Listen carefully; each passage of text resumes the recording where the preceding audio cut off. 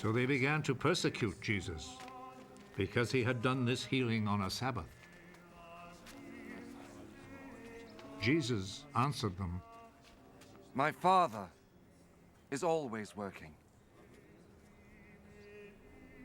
And I too must work.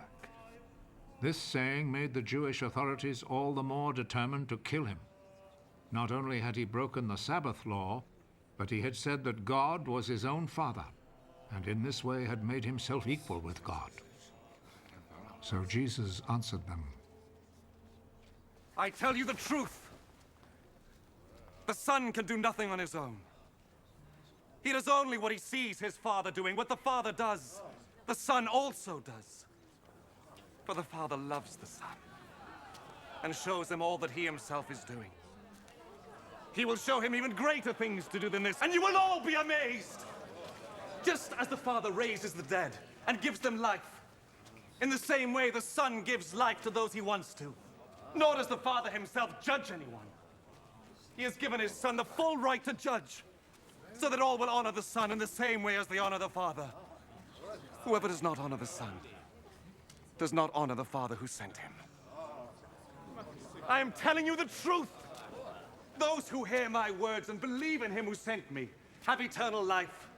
They will not be judged, but have already passed from death to life. I am telling you the truth. The time is coming. The time has already come when the dead will hear the voice of the Son of God. And those who hear it will come to life. Just as the Father is himself the source of life. In the same way, he has made his Son to be the source of life. And he has given the Son the right to judge because he is the Son of Man. Do not be surprised at this. The time is coming when all the dead will hear his voice and come out of their graves. Those who have done good will rise and live. And those who have done evil will rise and be condemned. I can do nothing on my own authority. I judge only as God tells me, so my judgment is right. Because I am not trying to do what I want, but only what he who sent me wants. If I testify on my own behalf, what I say is not to be accepted as real proof. But there is someone else who testifies on my behalf. And I know that what he says about me is true. John is the one to whom you sent your messengers. And he spoke on behalf of the truth. It is not that I must have a human witness. I say this only in order that you may be saved. John was like a lamp, burning and shining. And you were willing for a while to enjoy his light. But I have a witness on my behalf, which is even greater than the witness that John gave.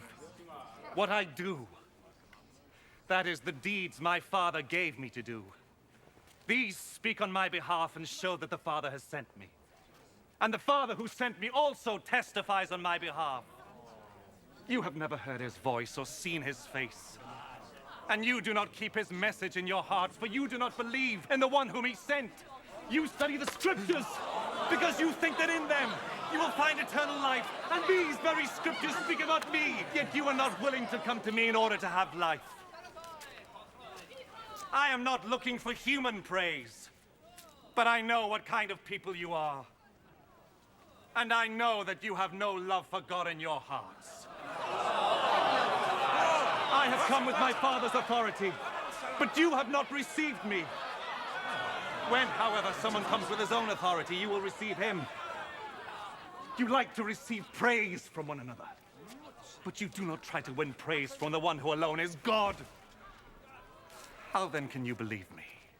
Do not think, however, that I am the one who will accuse you to my Father.